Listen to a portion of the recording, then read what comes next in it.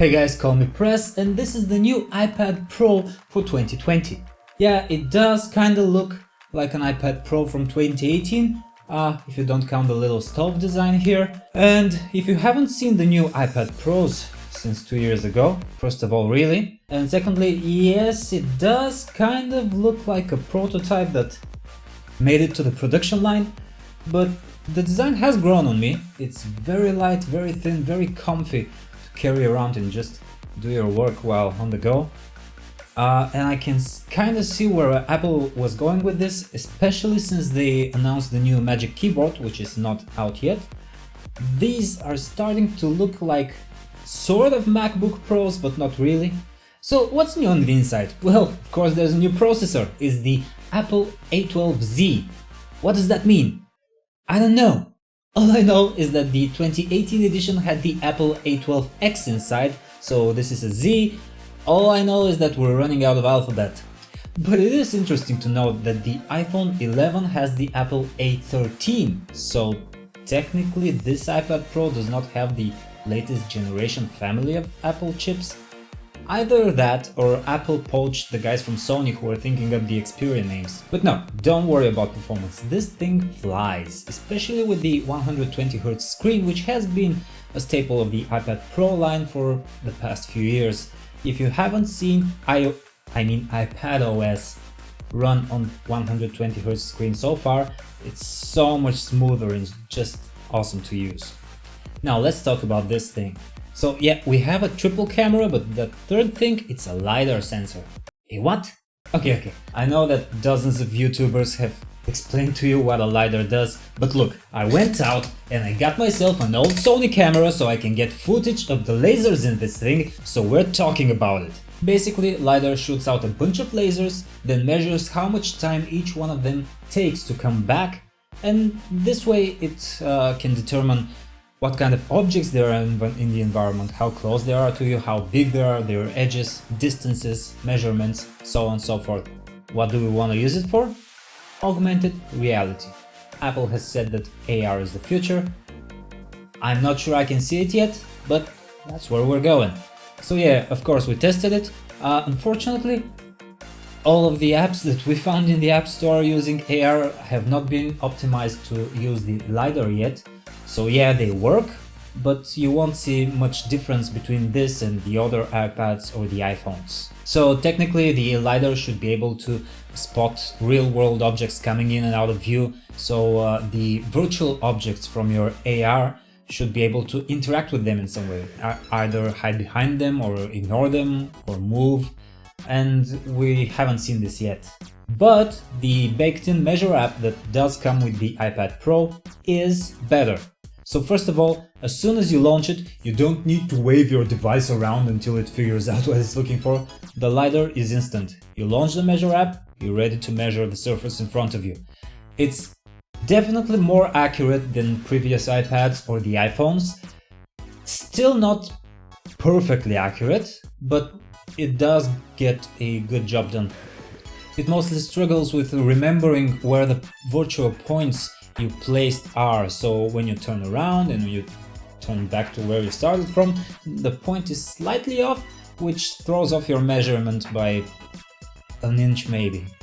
Basically, the longer the distances you're measuring, you still get a higher chance of a mistake, but we found out that for short distances it's pretty spot on. Oh yes, we also get two cameras on this iPad. We have the regular wide-angle and an ultra-wide-angle camera. The wide-angle one is a 12 megapixel shooter. It performs pretty much like the iPhone 11. It's probably the same camera. Same awesome color reproduction, great details, fantastic HDR. The ultra-wide camera has been slightly downgraded. It's 10 megapixels here, whereas on the iPhone 11 it's 12 megapixels.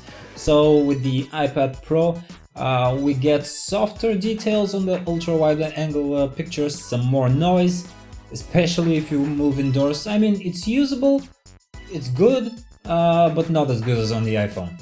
Now you may have noticed that I'm kind of zooming past the camera part here, and there's a good reason for that. Who cares about cameras on a tablet? I mean, who walks around shooting pictures with this thing? Yeah, I know, I did, I was walking around the city taking samples for this review.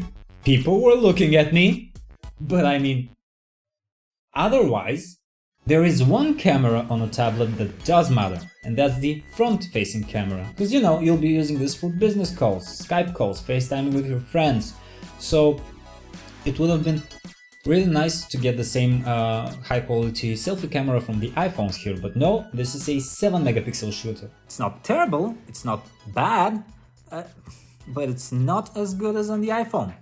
I was kind of hoping that the LiDAR would be used for a portrait mode on the main camera with the iPad, but nope. Portrait mode on the iPad still only uses the front-facing camera, utilizing the Face ID sensors. On to the big news though, iPadOS 13.4 finally supports a Bluetooth mouse.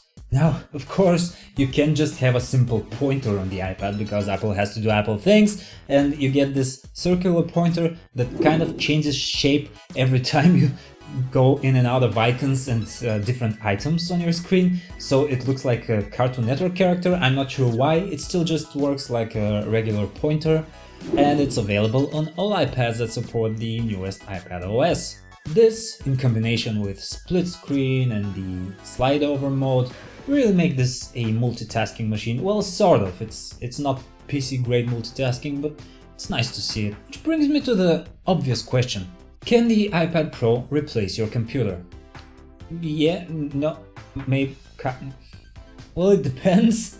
It really depends what you're gonna do with it. I mean, I love walking around with this thing, as I said earlier, taking calls, checking emails, chatting with my colleagues, maybe even writing a small article, or even the notes for this review. I wrote them on the iPad, and now I'm cheating by reading them from the iPad. FBI, open up! I also absolutely enjoy using iPads for music. I've been doing it for years. It's super fun, it's portable, it's powerful, there are so many apps, it's just amazing. But if I am to sit down and write a meatier, bigger article, if I need to do my research, open hundreds of tabs in my browser, edit images down to the pixel, I'm not gonna use an iPad. I am going to use a computer of some sort, maybe even a MacBook. So it really depends on what you're going to do with it.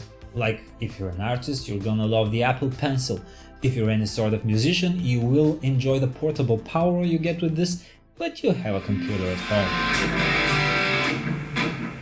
I can definitely see it replacing a computer for some users, but it still has some way to go.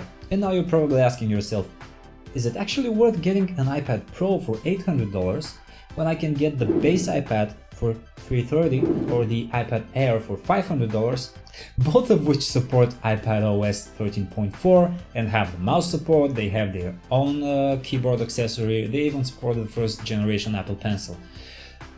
In my opinion, this is absolutely worth it as an iPad fan, but also, if this was the 2018 iPad Pro, I wouldn't have been so sure.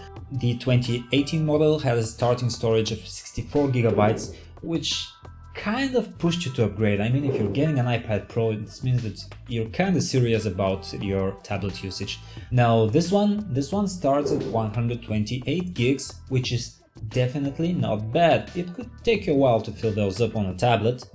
The iPad Pro also has the USB Type-C port, which allows you to connect it to a ton of accessories out there, like external hard drives even, or this old Sony camcorder, which I used to record the LiDAR lasers, and then I downloaded the footage from this to this.